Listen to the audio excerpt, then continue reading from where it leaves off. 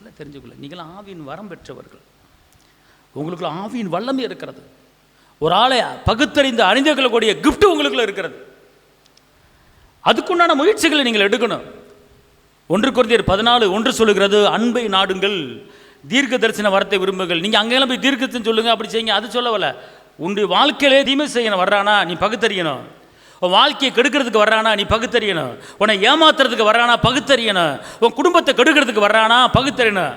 அப்போனா ஒரு மனிதன் உனக்கு அதை செய் இதை செய் அப்படி வரும் இப்படி வரும் இவனும் சொல்ல வரானா, நீ அது அவன் நல்லவனா அவன் கெட்டவனா அவன் எப்படிப்பட்டவன் என்பதை நீ அறிந்து கொள்ள முடியான அந்த பகுத்தறிவு வரத்தை உனக்கு கொடுத்துருக்கிறாரு.